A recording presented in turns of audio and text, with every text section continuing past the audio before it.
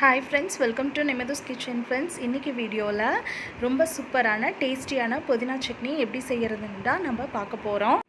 தேங்காய் தக்காளி எதுவும் சேர்க்காம இந்த புதினா சட்னியை வந்து சூப்பரா எப்படி செய்யறதுன்னு தான் நம்ம இன்னைக்கு பார்க்க போறோம். இது இட்லி, தோசை, ரவா இட்லி இதோடலாம் சாப்பிட்றதுக்கு ரொம்பவுமே டேஸ்டா இருக்கும். வாங்க இந்த புதினா சட்னி எப்படி செய்யறதுன்னு பார்க்கலாம்.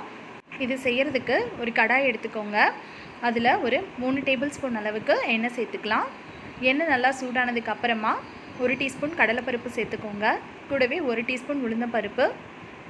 இது கொஞ்சம் நல்லா செவந்து வந்ததுக்கு அப்புறமா 1/2 டீஸ்பூன் ஜீரகம் சேர்த்துக்கோங்க. இது நல்லா பொரிஞ்சு வந்ததுக்கப்புறம் இந்த பருப்பும் வந்து ஓரளவுக்கு செவந்து வரட்டும். இப்போ ஜீரகமும் நல்லா பொரிஞ்சு வந்ததுக்கு அப்புறமா ஒரு மீடியம் சைஸ் பெரிய வெங்காயத்தை இந்த மாதிரி சேர்த்துக்கோங்க. ஸ்லைஸாக கட் பண்ணி. உங்களுக்கு வெங்காயம் ரொம்ப பெருசாக இருந்துச்சுன்னா 1 சேர்த்துக்கோங்க, சின்னதாக இருந்துச்சுன்னா 2 சேர்த்துக்கோங்க, கரெக்டாக இருக்கும். இப்போ வெங்காயம் நல்லா வதங்கி வரட்டும். இப்போ வெங்காயம் வதங்கிட்டு இருக்கும்போதே இது கூட 1 இன்ச் அளவுக்கு இஞ்சி சேர்த்துக்கோங்க. கூடவே ஒரு 6லேருந்து 7 பல் பூண்டு சேர்த்துக்கோங்க. இந்த இஞ்சியும் பூண்டோட ஃப்ளேவரும் இந்த சட்னிக்கு வந்து ரொம்பவுமே டேஸ்ட்டு கொடுக்கும். கண்டிப்பாக மறக்காமல் வந்து சேர்த்துக்கோங்க. கூடவே காரத்துக்கு ஒரு 7 பச்சை மிளகாய் போல் சேர்த்துக்கோங்க.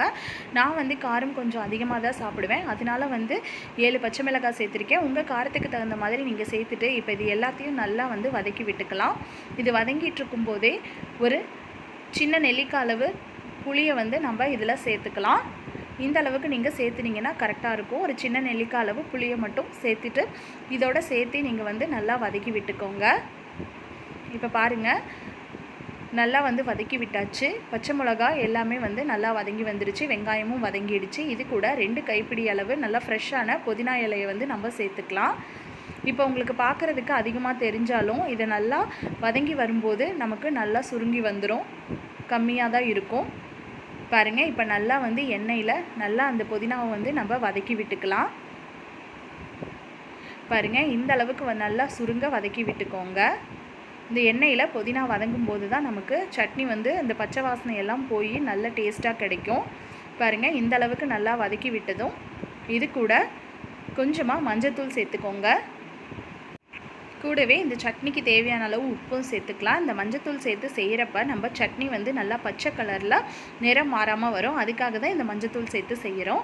இப்போது நல்லா வந்து வதக்கி விட்டதுக்கு அப்புறமா அடுப்பை ஆஃப் பண்ணிவிட்டு கடைசியாக கொஞ்சமாக கொத்தமல்லி தழை சேர்த்து அதனோட சூட்லேயே வந்து நம்ம இந்த கடாயோட சூட்லேயே நம்ம நல்லா வந்து வதக்கி விட்டுக்கலாம். பாருங்கள், ஒரு நிமிஷம் போல் வதக்குனிங்கனாவே போதும். இது ரொம்ப நல்ல ஃப்ளேவரை கொடுக்கும் இந்த கொத்தமல்லி தழை சேர்த்து செய்கிறதுனால. இப்போ பாருங்கள், நல்லா வந்து வதக்கி விட்டாச்சு ஒரு நிமிஷம் போல்.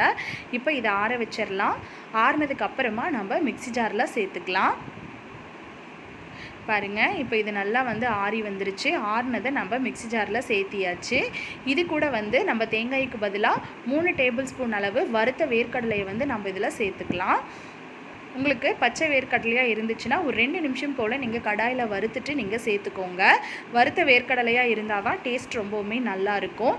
இப்போ இது கூட தேவையான அளவு தண்ணி சேர்த்து நல்லா மைய அரைச்சி எடுத்துகிட்டு வந்துடலாம். பாருங்கள், இந்த மாதிரி நல்லா மைய அரைச்சி எடுத்துகிட்டு வந்துடுங்க. நீங்கள் சாதத்தோடு சாப்பிட்ற மாதிரி இருந்துச்சுன்னா இது அப்படியே வந்து துவையல் மாதிரி நீங்கள் சாப்பிட்டுக்கலாம். இந்த அளவுக்கு கெட்டியாக துவையல் மாதிரி வச்சு சாப்பிட்டுக்கலாம். சப்போஸ் நீங்கள் இட்லி, தோசை இந்த மாதிரி சாப்பிட்ற மாதிரி இருந்துச்சுன்னா கொஞ்சமாக தண்ணி சேர்த்து ஒரு பவுலுக்கு மாற்றிட்டு கொஞ்சமாக தண்ணி சேர்த்துக்கோங்க. இப்போ இதுக்கு ஒரு தாளிப்பு கொடுத்துடலாம்.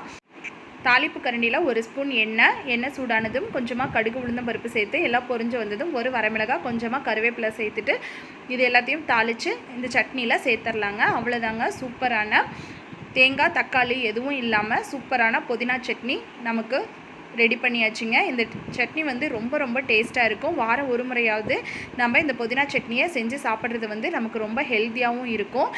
இது இட்லி, தோசை கூட மட்டும் இல்லைங்க, சாதத்தோடையும் இந்த சட்னி செஞ்சு சாப்பிட்றதுக்கு ரொம்பவுமே டேஸ்ட்டாக இருக்கும். ஃப்ரெண்ட்ஸ், நீங்களும் மறக்காமல் இந்த புதினா சட்னியை இதே மாதிரி அளவுகளோடு செஞ்சு பார்த்துட்டு எப்படி வந்துச்சுன்னு கீழே எனக்கு கமெண்ட் பாக்ஸில் கமெண்ட் பண்ணுங்கள். என்னோட இந்த வீடியோ பிடிச்சிருந்தா வீடியோக்கு ஒரு லைக் கொடுத்துட்டு நம்ம சேனலையும் சப்ஸ்கிரைப் பண்ணிக்கோங்க. தேங்க்யூ.